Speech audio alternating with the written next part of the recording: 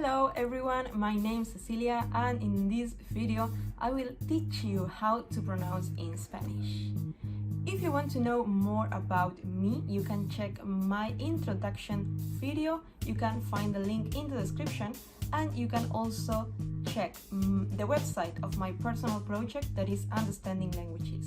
If you want to start learning Spanish, you can get my free course absolutely for free. The first group of letters that creates some kind of problems for foreign speakers are the letters B corta y B larga, or F and P. Some people say that there's a difference in Spanish, but to be honest, whenever I'm speaking Spanish, I hear no difference whatsoever. In Spanish, for me, they sound exactly the same.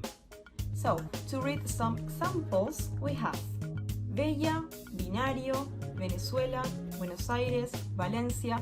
Everything sounds exactly the same. However, it is important to note that usually adult and educated people do not make mistakes when writing them.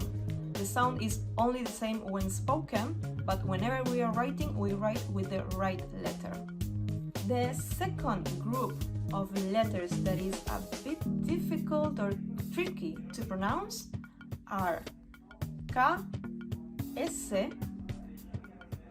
C, y Z.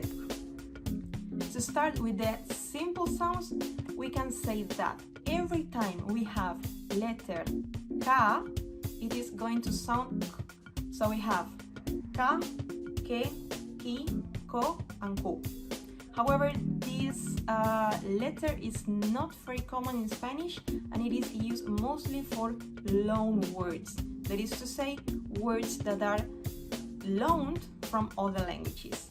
In examples, we can say that we have Kilómetro, bikini, and cucaracha.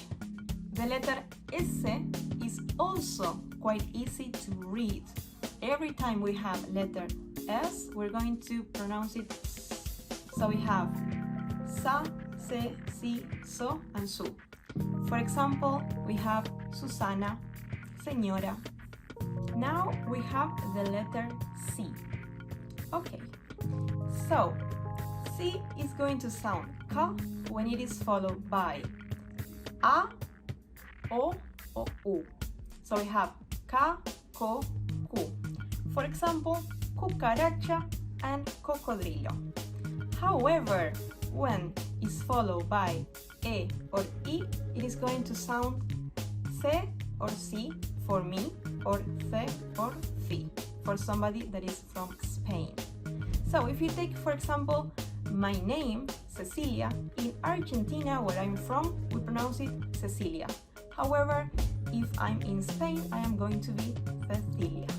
And finally, we have the letter Z that is going to happen only before the letters A, O, and U. In Spain, it is going to sound F, but in Argentina, we're going to pronounce it also as an S. So we have Sa, So, and Su in Spain, or Sa, So, and Su in Argentina.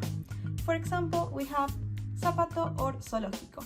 Now there comes another group of letters that is also a bit tricky to pronounce and maybe to write, and this is the difference between the letters C and Q.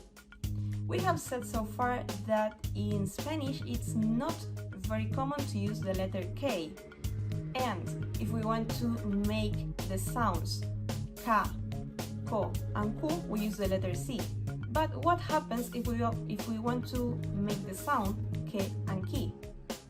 In that case, we're going to use two letters Q and U, and it is going to be Ke and Ki.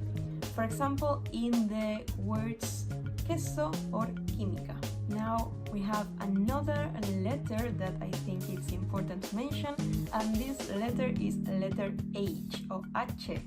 In Spanish, la letra H es muda. Letter H is absolutely mute.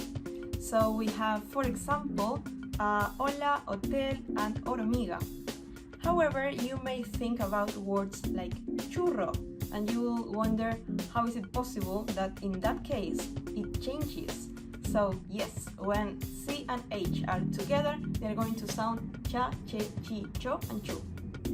The next group of letters that is going to be a bit difficult to pronounce is made of the letters G and J. Every time we have the letter J, the sound is going to be strong. So we have ja, je, ji, jo, and hu. With the letter G, something different is going to happen. Every time it is followed by a, o, or u, it is going to sound soft. Ga, go, gu. For example, gato, gondola, or gula. But if it is followed by e or I, it's going to sound strong. Ge, ji.